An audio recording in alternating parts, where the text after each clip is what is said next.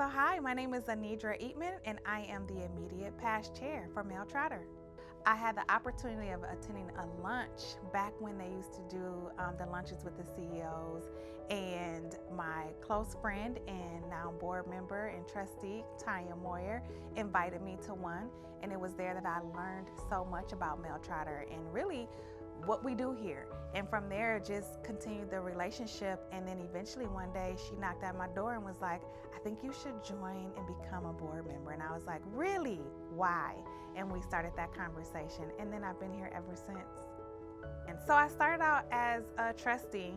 No, I started out as a community person that just didn't really know about Male Trotter. Then I learned what we did and was recruited as a trustee, then became a board of director, and then somehow I landed in the chair seat, and from there just kept navigating. But I'm a servant, and I love what we stand for and the initiatives that drive the community, right? And that's our focus, is ensuring that the folks that are displaced are taken care of, not just from a spiritual well-being. And I think that's the disconnect in our community, is that people focus on just the spiritual component. It's the wellness, it's the mental, it's the physical, it's the families, it's all of that. So for me, this opportunity to now be the immediate past chair has allowed me to say, okay, how can I continue to keep my hands getting dirty in the areas and spaces that are needed, whatever that may look like. Being that I'm a native of Grand Rapids, went to Central High School right around the corner. They don't call us Rams anymore, but I'm an original Ram. Just being my mom working for the Veterans Home, I've always been a part of this community and seeing things happen and move. And so for me, Male Trotter impacted my life by simply being present. Once I learned and I realized how much they've been doing, what we've been doing, and I'm like, and I didn't know about this, and I was born and raised here, okay, now it's time to start doing something. So for me, it impacted me in just knowing the awareness, knowing that there are things happening here. They need the not only financial support, but we also need the hands. And I like to get my hands on. I want to be able to help build, serve, whatever that looks like. I want to be in the trenches. So it has impacted my life personally by just being present and reminding me that it doesn't matter what you're going through in life, you can always help and serve in any capacity. When we did a tour pre the night shelter, I about passed out. When you don't know, you don't know. And it wasn't until I seen it that I'm like, are you serious? This is what we've been doing? Okay, sign me up. Where do I need to sign to start this campaign movement? Because it really impacted just the visual. It's one thing to hear it, but then when you see it and you're like, humans, right? People are laying here. You know, the wall was caving, the ceiling was caving in, things were just, it changed my perspective. It hit my heart to the point where I was ready to run and not walk to sign up and start the campaign.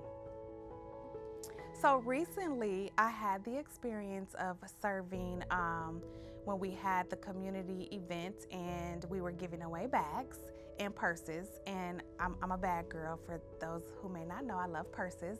And so every woman that came through, they received a bag with toiletries and things of that nature. And I'm not one to just like touch people without asking or what have you. But this particular guest, as she was walking out, I noticed she was just kind of frazzled. Then she stepped to the side because others were coming in, and she started to weep.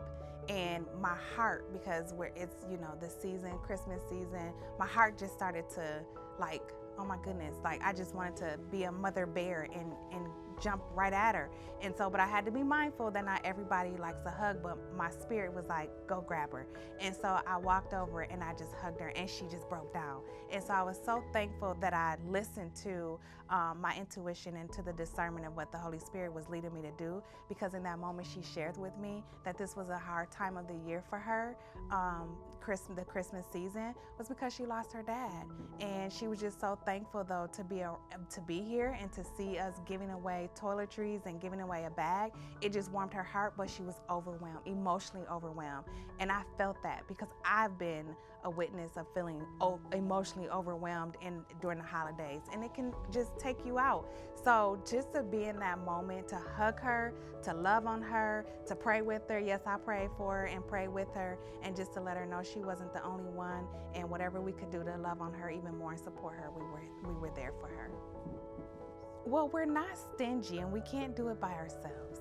We are collaborators. So Mel Trotter we are truly collaborators. We understand we have community partners, right, that want to help us out in various ways. And so the City of Grand Rapids, just different organizations I cannot recall, and I will not try to name them all.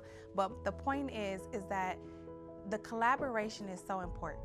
As much as we've grown, we understand the importance of partnering.